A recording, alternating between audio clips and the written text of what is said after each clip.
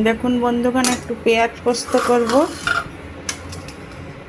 একটু কড়াইয়ে তেল দিলাম আর একটু পেঁয়াজগুলো ভেজে নিই।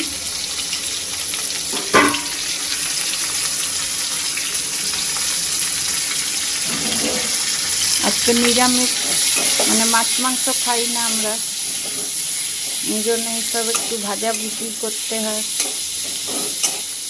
পেঁয়াজটা একটু ভালো করে ভাজি। তারপরে এখানে পোস্ত নিয়ে নিয়েছি। পোস্ত, একটা শুকনো লঙ্কা, 2 কোয়া রসুন, এটাকে এবারে বাটবো। গ্যাসটা কম করে দিলাম।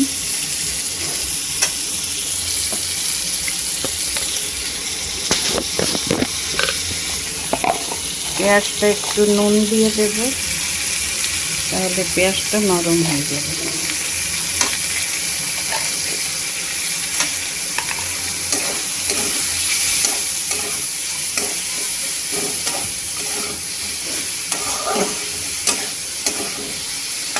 পেঁয়াজটা একটু ভাজা ভাজা হোক, ঢাকা দিয়ে দিলাম। দেখুন বন্ধুগণ, পেঁয়াজগুলো আমার সুন্দর ভাজা ভাজা হয়ে গেছে।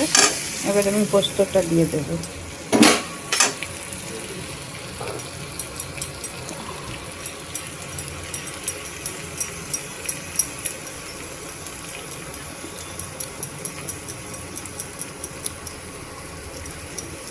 বাকিটা পরিষ্কার করে দিই। দেখুন পোস্তটা দিয়ে দিয়েছি, আর মিক্সির পটটা ধুয়ে একটু জল দিলাম। এবার একটা শুকাক, তারপরে দেখাচ্ছি। দেখুন বন্ধুগণ, পেঁয়াজ পোস্তটা আমার হয়ে গেছে। বেশি শুকাবো না।